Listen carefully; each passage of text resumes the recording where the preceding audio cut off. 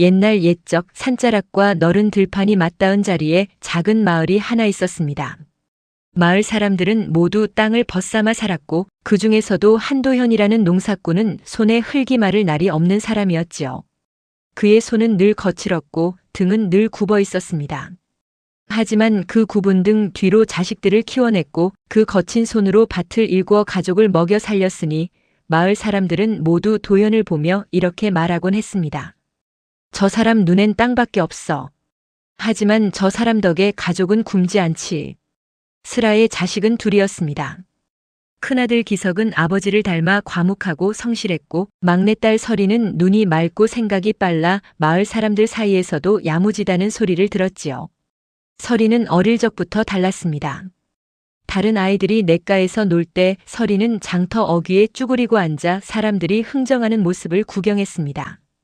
어떤 사람은 말 한마디로 값을 깎고 어떤 사람은 눈빛 하나로 상대를 압도했지요. 저 아이는 왜 저기 저러고 있대? 글쎄 뭘 그리 열심히 보는지. 사람들이 수군거려도 설이는 아랑곳하지 않았습니다. 그저 눈을 빛내며 세상을 읽어나갔지요. 그런 설인이 시집을 간 것은 18되던 해였습니다. 이웃 마을 총각에게로 떠나는 날 아버지 도현은 아무 말도 하지 않았습니다. 그저 대문 앞에 서서 딸의 뒷모습을 바라볼 뿐이었지요. 설인도 돌아보지 않았습니다. 하지만 멀어지는 발걸음에 눈물 한 방울이 흙 위에 떨어졌다는 것을 아버지는 끝내 알지 못했습니다. 그로부터 몇 해가 흘렀습니다. 처음 몇 년은 괜찮았습니다. 봄이면 씨를 뿌리고 가을이면 거두고 겨울이면 가족이 모여 앉아 온기를 나눴지요. 하지만 세상이란 게 늘 한쪽이 차면 다른 한쪽이 비는 법입니다. 그해 봄부터 이상했습니다. 하늘이 비를 내리지 않았습니다. 한 달이 지나도 두 달이 지나도 하늘은 잿빛으로 굳어 있었고 밭은 갈라지고 또 갈라졌습니다. 씨앗은 땅속에서 싹을 틔우지 못한 채 말라버렸고 애써 자라난 것들도 여름볕에 타들어갔지요. 그뿐만이 아니었습니다. 가뭄이 길어지자 이번엔 병충해가 밀려들었습니다. 밤새 갉아먹히고 아침이면 잎사귀만 앙상이 남은 밭이 펼쳐졌습니다. 도현은 밭 앞에 쭈그리고 앉아 한참을 말이 없었습니다. 주름진 손으로 바싹 마른 흙을 한 줌 집어 올렸다가 손가락 사이로 부스러지는 것을 멍하니 바라보았지요. 하늘이 우리를 버리는 건가? 곡식 창고는 하루가 다르게 비어갔습니다. 처음엔 한 가마니, 그 다음엔 두 가마니. 아껴 먹고 아껴 먹어도 바닥이 드러나는 건 시간 문제였지요. 가을이 되어도 거둘 것이 없었고 이듬해 봄을 버틸 양식조차 남지 않았습니다. 밤마다 도현은 기침을 했습니다. 처음엔 작은 기침이었지만 날이 갈수록 기침 소리는 깊어졌고 급기야 자리를 보전하는 날이 늘어났습니다. 아들 기석은 아버지의 이불을 여미며 눈을 질끈 감았습니다. 내가 어떻게든 해야 한다. 그 한마디가 기석을 장터로 이끌었고 장터에서 기석은 한 사람을 만나게 됩니다.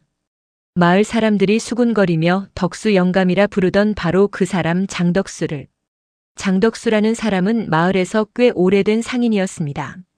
장터 한켠에 자리를 잡고 곡식이며 포목이며 온갖 물건을 사고 팔았는데 그의 손을 거치면 어떤 물건이든 값이 달라진다는 말이 돌았지요. 싸게 사서 비싸게 파는 건 장사꾼의 기본이라지만 덕수는 그 정도가 남달랐습니다. 덕수한테 한 번 빌리면 2배로 갚는다더라. 그래도 어디 가서 돈 빌릴 데가 있어야 말이지. 마을 사람들은 덕수를 경계하면서도 궁하면 결국 그를 찾았습니다. 덕수도 그걸 알았지요. 사람이 궁지에 몰릴 때까지 기다렸다가 딱 그 순간에 손을 내미는 것이 그의 방식이었습니다. 따뜻한 손처럼 보이지만 그 손 안에 가시가 숨어 있다는 것을 대부분은 돈을 빌리고 나서야 알았지요. 기석이 장터에 나타난 날 덕수는 이미 알고 있었습니다.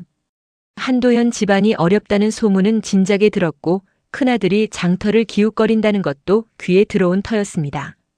덕수는 서두르지 않았습니다. 기석이 장터를 2바퀴쯤 돌 때까지 모른 척했다가 마치 우연인 양 마주쳤지요. 아이고 기석이 아닌가. 얼굴이 많이 상했구먼. 집안이 많이 힘든가 봐. 기석은 고개를 숙였습니다. 자존심이 상했지만 달리 방법이 없었지요. 어르신 염치 없지만 잠깐 여쭤봐도 될까요? 덕수는 빙그레 웃으며 기석을 자기 가게 안으로 들였습니다. 차를 내오고 과자를 내오고 마치 오랜 친구를 대하듯 살갑게 굴었지요. 기석은 그 살가움에 마음이 조금 풀렸습니다. 그리고 그 풀린 틈 사이로 덕수의 말이 비집고 들어왔습니다. 얼마나 필요한가? 말해봐. 내가 도와줄 수 있으면 도와주지. 처음 빌린 돈은 적은 금액이었습니다. 겨울을 나고 봄에 씨앗을 살 만큼. 덕수는 이자도 낮게 불렀고 갚는 시간도 넉넉히 줬습니다. 기석은 속으로 생각했지요. 소문이랑 다르네. 덕수 어른이 나쁜 사람은 아닌가 보다. 하지만 그건 낚시 바늘에 달린 미끼였습니다. 이듬해 봄 날씨는 조금 나아졌지만 수확은 기대에 미치지 못했습니다. 빌린 돈을 갚으려면 턱없이 부족했지요. 기석은 다시 덕수를 찾아갔고 덕수는 이번에도 흔쾌히 더 빌려줬습니다. 단 이번엔 이자가 달랐습니다. 처음보다 조금 높았지요. 기석은 그냥 넘겼습니다. 급한 불을 꺼야 했으니까요. 그렇게 한 번, 두 번, 세 번. 빚은 소리 없이 쌓였습니다. 쌓인 줄도 모르는 사이에 덩어리가 되어 있었지요. 어느 날 기석이 덕수 앞에서 셈을 해보니 처음 빌린 돈의 3배가 넘어 있었습니다. 손이 떨렸습니다. 이게 어떻게 이렇게 됐지? 덕수는 그 모습을 보며 조용히 차를 홀짝였습니다. 서두를 것이 없었지요. 이미 기석의 목줄을 쥐고 있었으니까요. 그러던 어느 날 저녁이었습니다. 덕수가 직접 한도연의 집을 찾아왔습니다. 갓을 반듯하게 쓰고 도포 자락을 가지런히 여민 채로. 마당에 들어서는 발걸음이 조용했지만 그 조용함이 오히려 무거웠습니다. 기석은 마루에 앉아 덕수를 맞이했고 도연은 방 안에서 기침 소리를 냈지요. 덕수는 천천히 말을 꺼냈습니다. 기석이 내가 무리하게 굴 생각은 없네. 근데 빚이 빚인지라 언제까지나 기다릴 수는 없는 노릇 아닌가. 기석은 고개를 숙인 채 아무 말도 못했습니다. 빚을 갚기 어렵다면. 덕수는 잠시 말을 멈췄습니다. 그 잠깐의 침묵이 마당을 가득 채웠지요. 저 뒷산 밭을 넘기게. 그 말이 떨어지자 기석의 고개가 번쩍 들렸습니다. 뒷산 밭. 돌이 많고 거친 땅이라 농사에는 별 쓸모가 없었지만 그 땅은 할아버지 때부터 지켜온 땅이었습니다. 도현이 젊은 시절 온 가족이 손을 모아 돌을 골라내고 밭두렁을 세운 땅이었지요. 그 땅은 기석이 말을 잇지 못하는 사이 방 안에서 기침 소리가 멎었습니다. 도현이 듣고 있었던 겁니다. 얼마나 들었는지는 알 수 없었지만 그날 밤 도현의 얼굴에서 핏기가 사라졌다는 것만큼은 기석도 알아차렸지요. 덕수는 일어서며 말했습니다. 서두를 것 없네. 천천히 생각해보게나. 그리고 조용히 대문을 나섰습니다. 남겨진 기석은 한참을 마당에 앉아 있었습니다. 하늘에는 별이 총총했지만 그 빛이 하나도 눈에 들어오지 않았지요. 손을 쥐었다 폈다를 반복하며 기석은 입술을 깨물었습니다. 그 시각 먼 이웃 마을에서는 한 여인이 잠을 이루지 못하고 있었습니다. 설인이었습니다. 그녀는 그날따라 이상하게 마음이 뒤숭숭했다고 훗날 말했지요. 까닭도 없이 친정 생각이 났고 아버지의 구분 등이 눈앞에 어른거렸다고요. 그리고 다음 날 아침 친정에서 기별이 왔습니다. 설인의 눈빛이 달라지는 순간이었습니다. 설인이 친정 마을에 들어선 것은 기별을 받은 지 사흘째 되는 날 아침이었습니다. 이른 새벽부터 길을 나섰는데도 해가 중천에 걸릴 무렵에야 마을 어귀에 닿았지요. 오랜만에 밟는 고향 흙이었건만 발걸음은 조금도 가볍지 않았습니다. 마을로 들어서는 길목에서 설인은 잠시 걸음을 멈췄습니다. 뭔가 달랐습니다. 예전엔 이 시간이면 아낙네들이 우물가에 모여 수다를 떨고 아이들이 골목을 뛰어다녔는데 지금은 마을이 숨을 죽인 듯 조용했습니다. 간간이 들려오는 것은 바람소리와 어디선가 새어나오는 한숨소리뿐이었지요. 마을 전체가 시름에 잠겼구나. 설이는 그것을 직감으로 알아챘습니다. 대문을 열고 들어서자 오빠 기석이 마루에 앉아 있었습니다. 설인을 보자 기석은 뭔가 말을 하려다 그냥 고개를 떨궜지요. 그 모습 하나로 설인은 상황을 절반쯤 읽었습니다. 말보다 무거운 침묵이었습니다. 아버진? 안에 계셔. 요즘 부쩍 더 안 좋아지셨어. 설인은 신발을 벗고 방으로 들어갔습니다. 아버지 도현은 이불을 덮고 누워 있었는데 서린을 보자 눈을 가느스름이 떴습니다. 예전에 그 단단하고 거칠었던 얼굴이 어느새 반쪽이 되어 있었지요. 서린은 아버지의 손을 잡았습니다. 손이 차가웠습니다. 왔냐? 예, 아버지. 그게 전부였습니다. 더 이상 말이 필요 없었지요. 서린은 아버지 곁에 한참을 앉아 있다가 조용히 방을 나왔습니다. 마루에 앉아 기석에게 자초지종을 들었습니다. 빚이 얼마나 쌓였는지, 장덕수가 어떤 말을 했는지, 뒷산밭 이야기까지. 기석은 말하는 내내 고개를 들지 못했습니다. 다 말하고 나서 겨우 한마디를 덧붙였지요. 내가 잘못했다. 처음부터 그놈한테 손을 내밀지 말았어야 했는데. 서린은 아무 말도 하지 않았습니다. 탓하지도 위로하지도 않았지요. 그저 잠시 먼 산을 바라보다가 일어섰습니다. 장터에 좀 다녀올게. 기석이 눈을 들었습니다. 장터는 왜? 사람들 만나러. 그게 서린의 첫 번째 행동이었습니다. 서린은 장터로 나갔습니다. 하지만 물건을 사거나 팔러 간 것이 아니었지요. 그저 이리저리 거닐며 사람들 사이에 끼어들었습니다. 말 잘하는 아낙네 옆에 앉아 이야기를 들었고 술집 처마 밑에서 농사꾼들이 나누는 애 귀를 기울였습니다. 누군가의 사정을 캐묻지 않아도 사람들은 답답한 속을 털어놓기 마련이었지요. 덕수한테 빌렸다가 밭 2떼기를 날렸다네. 우리 집도 마찬가지야. 처음엔 인심 좋은 척하더니 그 양반 요즘 이상한데 관심이 많다더라. 뭔가 땅을 찾아다닌다고. 서린의 귀가 쫑긋했습니다. 땅을요? 어떤 땅을요? 옆에 앉은 안악이 목소리를 낮췄습니다. 글쎄 재물운이 깃든 땅을 찾는다나. 풍수책을 들여다보고 직관을 불러다가 이 산 저 산 돌아다닌다는 소문이야. 요즘 들어 부쩍 그런다더라고. 서린은 아무렇지 않은 듯 고개를 끄덕였습니다. 하지만 속으로는 빠르게 무언가를 그려나가고 있었지요. 장터를 한 바퀴 더 돌았습니다. 이번엔 노인들이 모여 앉은 자리였습니다. 거기서 서린은 한 가지를 더 들었습니다. 장덕수가 최근 어느 직원에게 이런 말을 했다는 것이었지요. 재물이 묻힌 땅을 찾아라. 돈은 얼마든지 줄 테니. 그리고 그 직원이 뭐라 했는지는 아무도 몰랐습니다. 다만 덕수가 그 뒤로 더 자주 마을 주변 산을 돌아다닌다는 것만 알려져 있었지요. 서린은 장터를 나서며 걸음을 멈추고 하늘을 올려다봤습니다. 해가 서쪽으로 기울고 있었습니다. 들판에 길게 그림자가 드리워졌지요. 서린의 눈길이 천천히 마을 뒤편 북쪽 산자락으로 향했습니다. 뒷산밭, 돌이 많아 농사꾼들이 외면하는 땅, 조상 때부터 지켜온 그 거친 밭. 서린의 입가에 무언가가 스쳐 지나갔습니다. 웃음이라고 하기엔 너무 조용하고 결심이라고 하기엔 너무 자연스러운 그 무엇이었지요.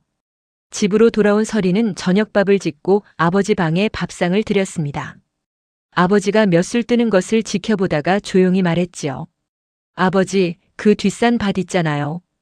도현이 숟가락을 멈췄습니다. 거기 달빛이 참 잘 드는 밭이더라고요. 도현은 아무 말도 하지 않았습니다. 딸이 무슨 생각을 하는지 알 수 없었지만 그 눈빛만큼은 예사롭지 않다는 것을 느꼈지요.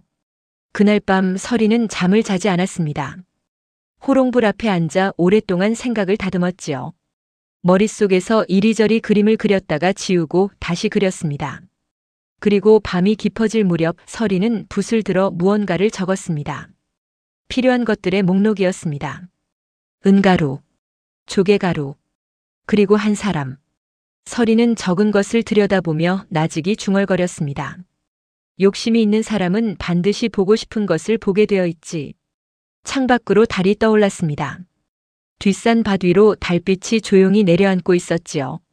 다음 날 아침 서린은 일찍 일어나 뒷산 밭으로 올라갔습니다. 아직 마을이 잠에서 깨기 전이었지요. 안개가 산자락에 낮게 깔려 있었고 풀잎마다 이슬이 맺혀 있었습니다. 서린은 밭 한가운데 서서 천천히 사방을 둘러봤습니다. 밭은 생각보다 넓었습니다. 여기저기 박힌 돌덩이들, 메마른 흙, 제대로 자란 것 하나 없는 거친 땅이었지요.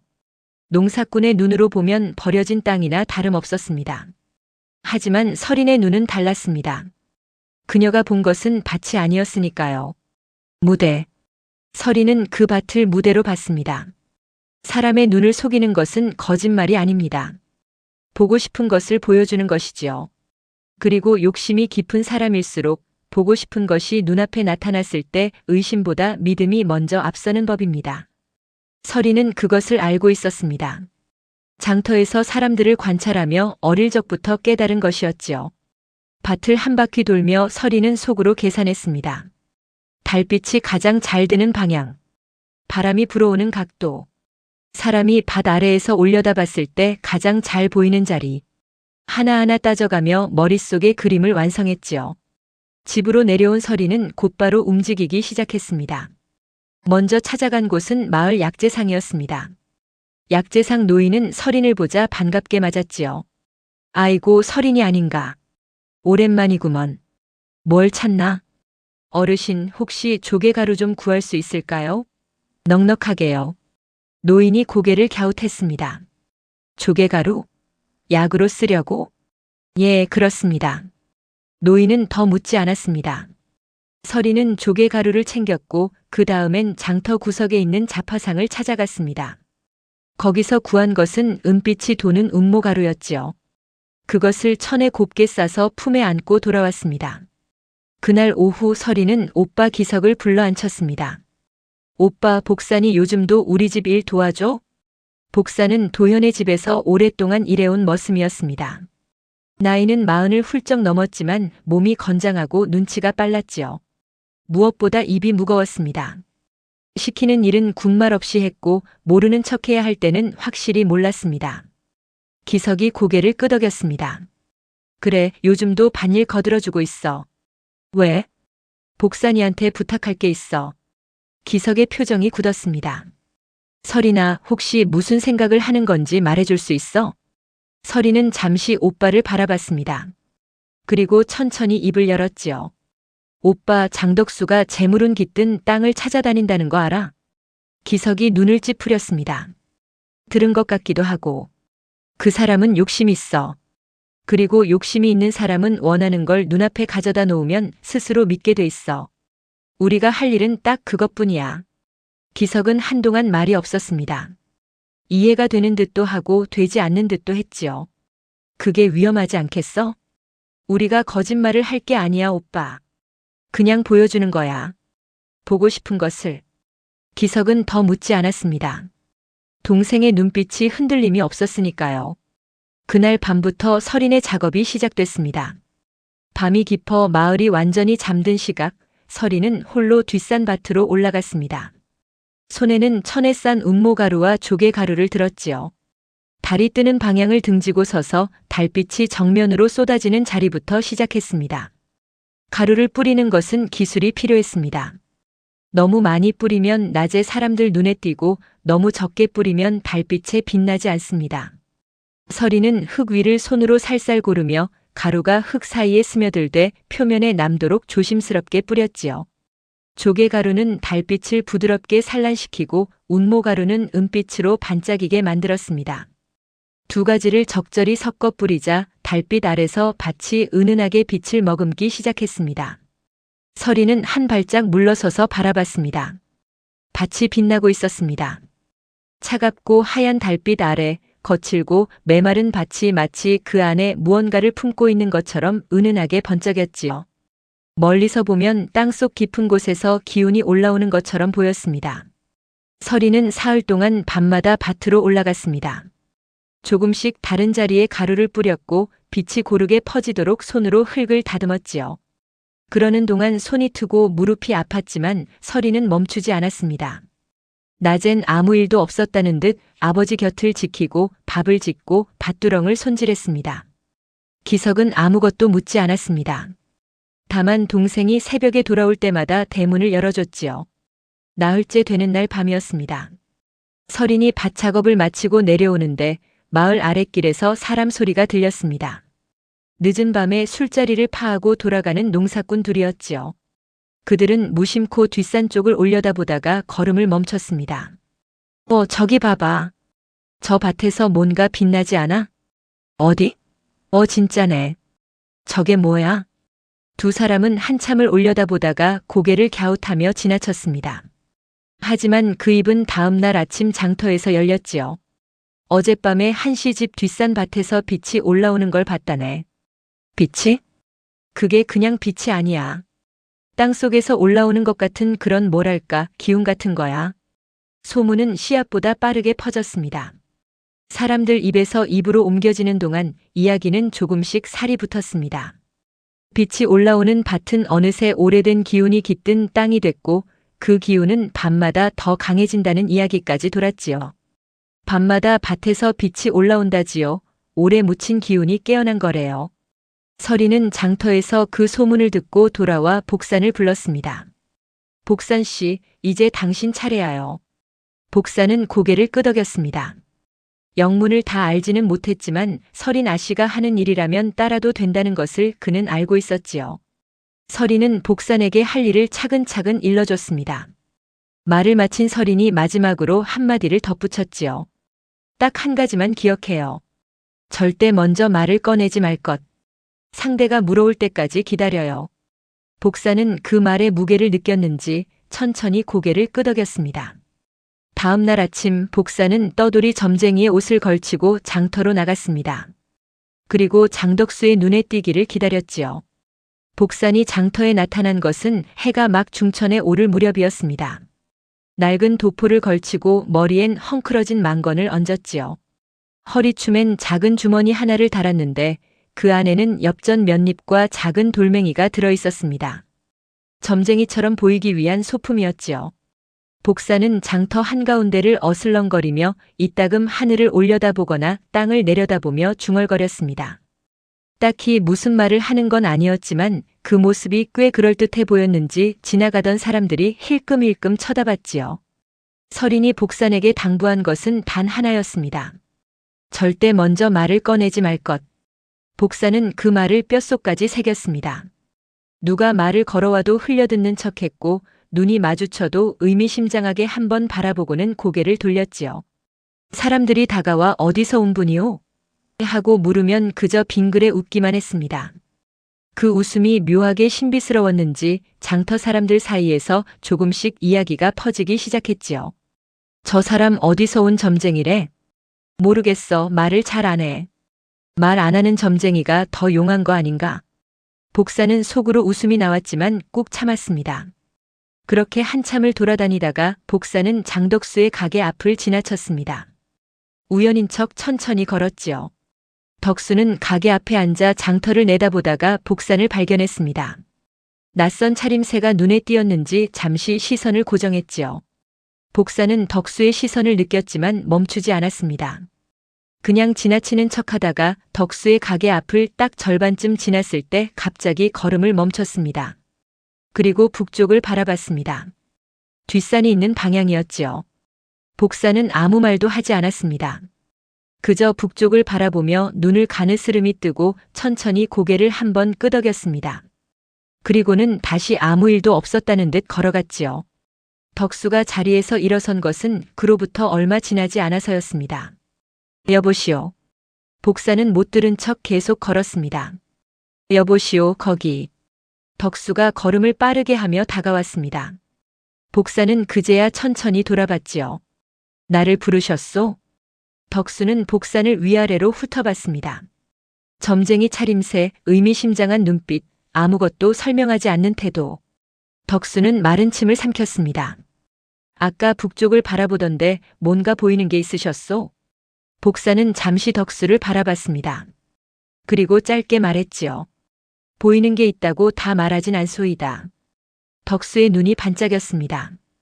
복사는 그것을 놓치지 않았지요. 그날 저녁 덕수는 사람을 보내 복산을 자기 집으로 초대했습니다. 복산은 3번을 사양하다가 마지못한 척 응했지요. 서린이 일러준 대로였습니다. 3번은 사양해야 해요. 그래야 상대가 더 간절해지거든요. 덕수의 집은 마을에서 가장 큰 기와집이었습니다. 마당도 넓고 사랑채도 따로 있었지요. 복사는 안으로 들어서며 내심 놀랐지만 표정 하나 바꾸지 않았습니다. 덕수는 술상을 차려놓고 복산을 맞이했습니다. 좋은 술, 귀한 안주. 복산을 귀하게 대접하겠다는 뜻이었지요. 어디서 오신 분이요? 이리저리 떠돌아다니는 사람이요. 풍수를 보시오. 조금 봅니다. 덕수는 조심스럽게 운을 뗐습니다. 사실 내가 오래전부터 찾는 땅이 있어. 재물운이 깃든 땅이라면 가격은 따지지 않을 생각이요. 이 마을 근방에 그런 땅이 있을까 해서 여러 직관을 불러봤는데 시원한 답을 못 들었어. 복사는 술잔을 천천히 내려놓으며 말했습니다. 그래서 나한테 묻는 것이오? 아까 북쪽을 보시던데 혹시 그쪽에서 뭔가를 느끼신 건 아니오? 복사는 한동안 말이 없었습니다. 덕수가 불편해질 만큼 긴 침묵이었지요. 그리고 천천히 입을 열었습니다. 저 북쪽 밭 기운이 심상치 않소이다. 덕수의 몸이 앞으로 쏠렸습니다. 심상치 않다니 어떤 기운이요? 오래 눌려있던 기운이요. 땅이 척박하면 기운도 쌓이지 못하는 법인데 저 밭은 달라. 겉은 거칠어도 그 아래에 뭔가 응집된 것이 있어. 덕수는 손을 무릎 위에 꽉 쥐었습니다. 그게 재물운이란 말이오? 복사는 바로 대답하지 않았습니다. 술을 한 모금 마시고 하늘을 한번 올려다보고 그제야 말했지요. 재물운이든 뭐든 그 기운은 오래 기다리지 않소이다. 기운이란 건 때가 되면 흩어지게 되어 있어. 지금이 아니면 그 기운을 얻기 어렵소. 덕수의 얼굴에 초조함이 번졌습니다. 그럼 그 밭이 어디요? 정확히 어디를 말하는 거요? 복사는 잠시 뜸을 들이다가 조용히 북쪽을 가리켰습니다. 한씨 집안 뒷산 밭이요. 그 말이 떨어지는 순간 덕수의 눈 안에서 무언가가 환하게 켜지는 것이 보였습니다. 욕심이라는 이름의 불이었지요. 복사는 그것을 똑똑히 봤습니다. 하지만 표정 하나 바꾸지 않았습니다. 한 가지만 말해두겠소. 덕수가 눈을 빛내며 바라봤지요. 기운이 있다고 해서 그 땅이 좋은 땅이라는 뜻은 아니요. 기운과 땅은 다른 것이니까. 덕수는 그 말을 제대로 듣지 못했습니다. 이미 머릿속이 다른 것으로 가득 찼으니까요. 복산이 자리를 파하고 나왔을 때 밤하늘엔 별이 가득했습니다. 골목을 빠져나와 한참을 걷다가 사람이 없는 자리에서 복사는 길게 숨을 내쉬었습니다. 손이 땀으로 젖어 있었지요. 빠른 걸음으로 서린의 집을 찾아가 대문을 두드렸습니다. 서린이 문을 열었고 복사는 짧게 말했습니다. 물었소이다, 아씨. 서린은 고개를 끄덕이며 복산을 안으로 들였습니다. 그리고 방 안에 앉아 복산의 이야기를 처음부터 끝까지 들었지요. 다 듣고 난 뒤 서린은 잠시 생각에 잠겼습니다. 덕수가 직접 밭을 보러 오자고 하던가요? 예, 아씨. 내일이라도 같이 가보자고 했소이다. 서린의 눈이 가늘어졌습니다. 그럼 보여주면 되지요. 방 안이 조용했습니다. 멀리서 밤바람이 불어왔고 창호지 너머로 달빛이 스며들었지요. 서린은 일어서서 창밖을 바라봤습니다. 뒷산 밭이 어둠 속에서 은은하게 빛나고 있었습니다. 보름달이 뜬 밤이었지요. 서린은 그것을 보며 나직이 중얼거렸습니다. 이제 절반이야. 다음 날 저녁 복사는 장덕수를 데리고 뒷산 밭 아래로 올라갔습니다. 덕수는 단단히 차려입고 왔습니다. 갓을 반듯하게 쓰고 도포 자락도 가지런했지요. 마치 중요한 자리에 나가는 사람처럼. 하지만 그 차림새 안에 감춰진 것은 잔뜩 달아오른 욕심이었습니다. 복사는 그 옆에서 천천히 걸으며 아무 말도 하지 않았습니다. 밭 아래에 이르렀을 때 해가 막산 너머로 넘어가고 있었습니다. 하늘이 붉게 물들었다가 점점 어둠으로 가라앉았지요. 그리고 동쪽 하늘에서 달이 떠오르기 시작했습니다. 보름달이었습니다. 크고 환한 달이 천천히 하늘로 오르며 산자락과 들판 위로 빛을 쏟아냈지요. 그때였습니다. 덕수가 밭을 올려다보다가 숨을 멈췄습니다. 밭이 빛나고 있었습니다. 달빛을 머금은 흙이 은은하게 반짝였지요. 운모가루와 조개가루가 달빛을 받아 흩어지는 빛이었지만 모르는 사람의 눈에는 달랐습니다. 마치 땅속 깊은 곳에서 무언가가 서서히 깨어나는 것처럼 밭 전체가 낮게 빛을 머금고 있었지요. 덕수는 한동안 말을 잇지 못했습니다. 저게 뭐요? 복사는 조용히 말했습니다. 말했잖소이다. 오래 눌려있던 기운이라고. 덕수는 밭 가장자리로 다가갔습니다. 쭈그리고 앉아 흙을 집어 올렸지요. 달빛 아래 손바닥 위에 흙이 은빛으로 반짝였습니다. 덕수의 손이 떨렸습니다. 이게 진짜요? 이게 정말로 제가 눈으로 본 것만 말할 수 있소이다.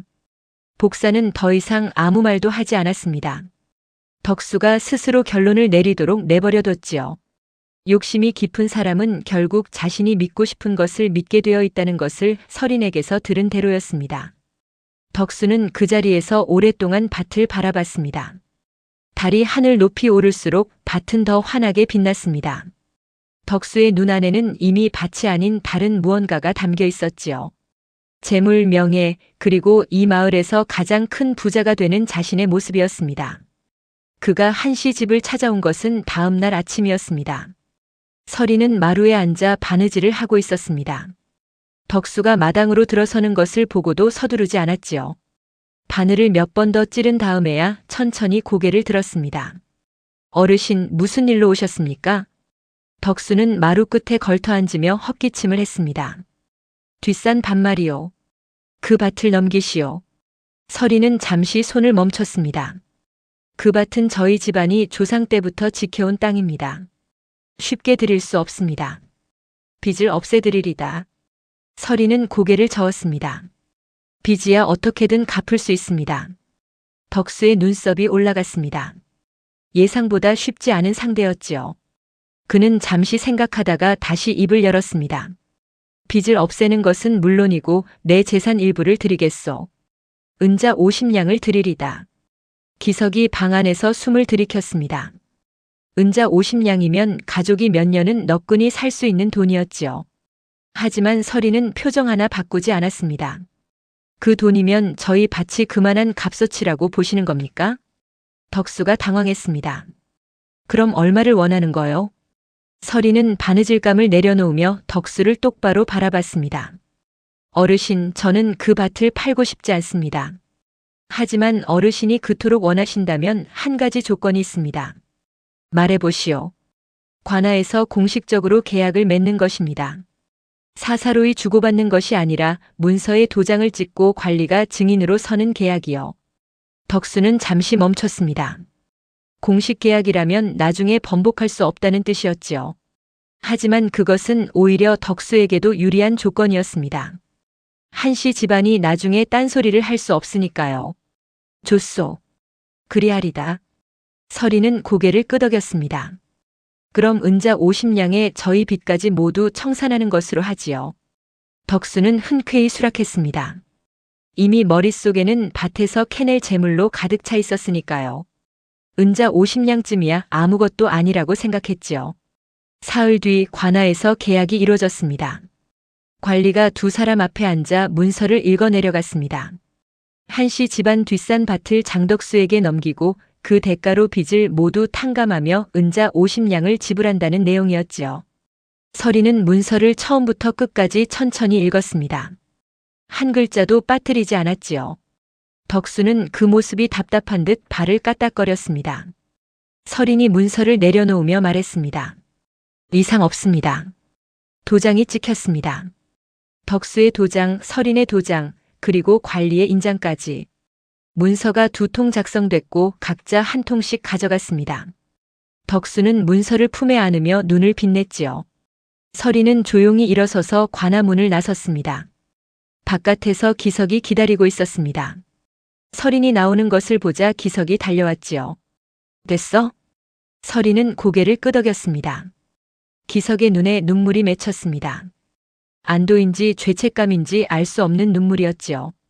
이래도 되는 건가, 서린아? 서린은 걸음을 멈추지 않았습니다. 오빠, 우리가 한 말이 뭐가 있어? 복산이 기운이 있다고 했지 재물이 묻혔다고 한 적 없어. 나는 밭을 팔았을 뿐이야. 그 밭이 좋다고 말한 적도 없어. 기석은 아무 말도 하지 못했습니다. 그날 밤 장덕수는 일꾼 여럿을 데리고 뒷산 밭으로 올라갔습니다. 딸은 흐린 구름 뒤로 숨어 있었고 밭은 어두웠습니다. 덕수는 횃불을 밝히고 일꾼들에게 삽을 들렸지요. 여기부터 파라. 깊이 파. 삽이 땅을 파고들었습니다. 서린은 그 소리를 멀리서 듣고 있었습니다. 마루에 앉아 무릎에 두 손을 올려놓은 채 뒷산 쪽에서 들려오는 소리에 귀를 기울였지요. 삽질 소리, 흙 넘어가는 소리, 그리고 덕수의 목소리. 기석이 옆에 앉아 물었습니다. 무섭지 않아? 서리는 잠시 생각하다가 대답했습니다. 무섭지. 그런데 오빠 욕심이 사람을 어떻게 만드는지 알아? 보고 싶은 것만 보게 만들어. 그리고 그게 바로 욕심의 가장 큰 약점이야. 밤이 깊어갔습니다. 뒷산에서 들려오던 삽질 소리가 한참 뒤에야 멈췄습니다. 그리고 그 자리에 긴 침묵이 내려앉았지요. 서리는 그 침묵을 들으며 조용히 눈을 감았습니다. 달이 구름 사이로 모습을 드러냈고 그 빛이 마당 위로 조용히 쏟아졌습니다. 모든 것이 끝나가고 있었습니다. 뒷산에서 사람들이 내려온 것은 한밤중이 훨씬 지나서였습니다. 횃불빛이 산자락을 타고 흔들리며 내려오는 것이 멀리서도 보였지요. 서리는 마루에서 그 빛을 바라봤습니다. 횃불의 움직임이 처음 올라갈 때와는 달랐습니다. 빠르고 급했던 발걸음이 이제는 무겁고 느렸지요. 말소리도 들리지 않았습니다. 올라갈 때는 웅성거리는 소리가 밤바람을 타고 들려왔는데 내려오는 길은 침묵뿐이었습니다. 서리는 자리에서 일어나지 않았습니다. 이튿날 아침 소문은 마을 전체에 퍼져 있었습니다. 장덕수가 한씨 집안 뒷산 밭을 온밤 파헤쳤는데 나온 것은 돌과 소금기 밴 흙뿐이었다는 것이었지요. 재물은커녕 농사도 제대로 되지 않는 땅이었습니다. 일꾼들이 밤새 삽을 들었지만 건진 것은 아무것도 없었지요. 밭은 엉망이 됐고 덕수는 그 자리에 주저앉아 한동안 일어나지 못했다고 했습니다. 장터에서 사람들이 수군거렸습니다. 아이고, 덕수가 그 밭에 재물이 묻혔다고 믿었나 봐. 누가 그런 말을 했대? 글쎄, 떠돌이 점쟁이가 그랬다는데 그 점쟁이는 온데간데 없이 사라졌다더라고. 덕수가 속은 거야? 근데 생각해봐. 누가 속였어? 점쟁이가 재물이 묻혔다고 했나? 한씨 집안이 그 밭이 좋다고 했나? 사람들은 고개를 갸웃거렸습니다.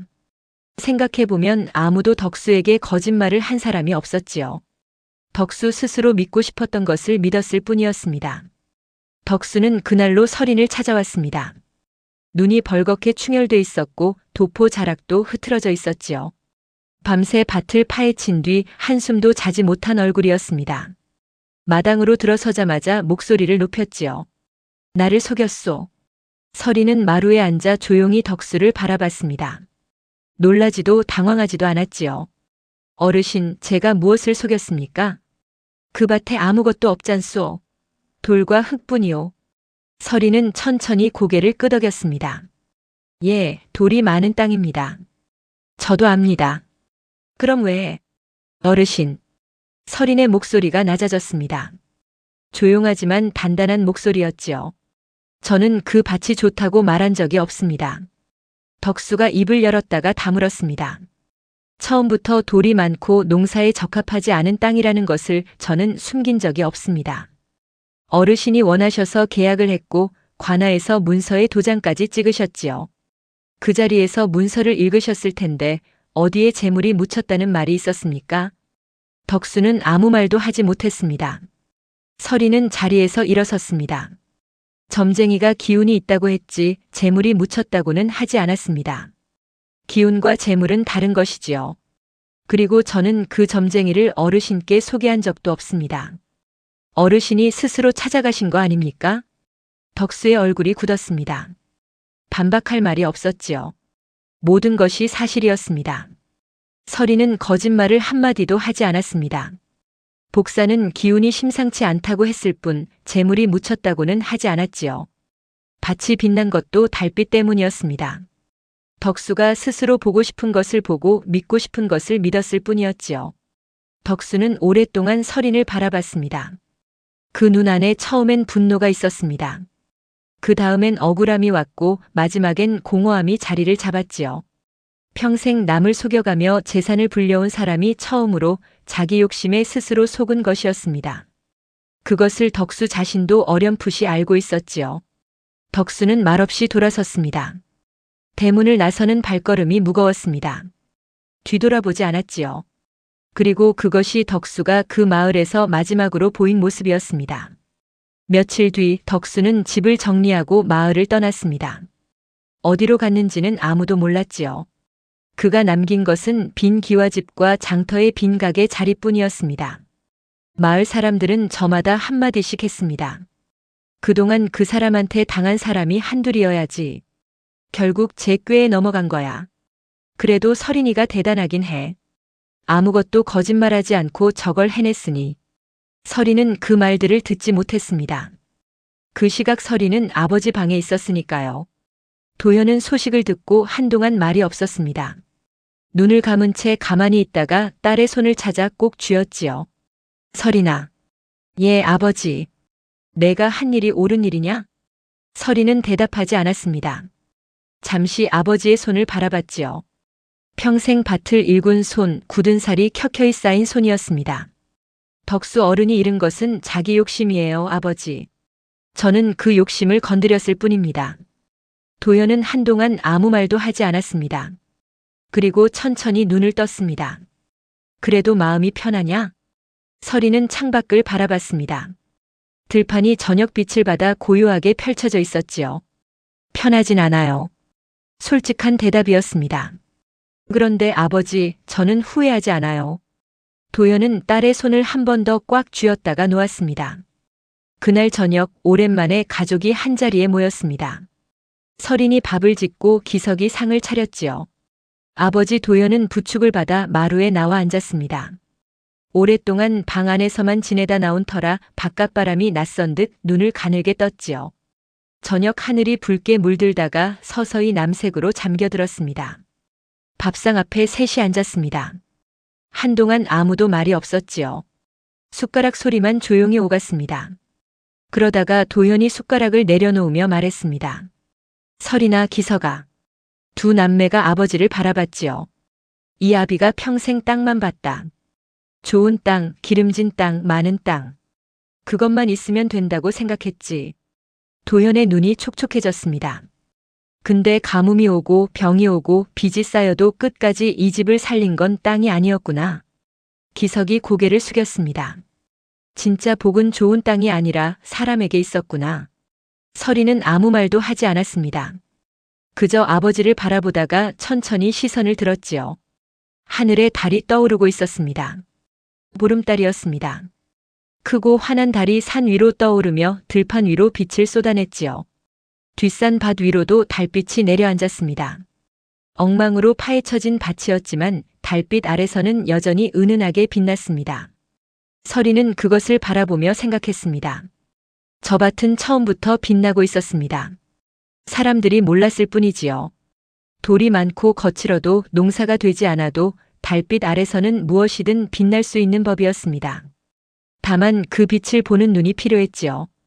욕심으로 가득 찬 눈에는 재물만 보이고 따뜻한 눈에는 사람이 보입니다. 설이는 조용히 웃었습니다. 달빛이 들판 위를 감싸고 바람이 낮게 풀밭을 훑고 지나갔지요. 가족의 밥상 위로 그 바람이 스쳐 지나가며 촛불을 한번 흔들었다가 잠잠해졌습니다. 오래오래 그 마을에는 이런 이야기가 전해졌습니다. 달빛 아래 빛나던 밭 이야기, 그리고 욕심이 스스로를 속인 이야기. 사람들은 그 이야기를 할 때마다 이렇게 덧붙였지요. 진짜 재물은 땅속에 묻혀 있지 않다네. 사람 마음속에 있는 거야. 그리고 밤마다 달이 뜨면 마을 사람들은 뒷산 밭을 올려다봤습니다. 달빛이 내려앉은 밭은 그날도 그 다음 날도 변함없이 은은하게 빛나고 있었지요. 그것으로 충분했습니다.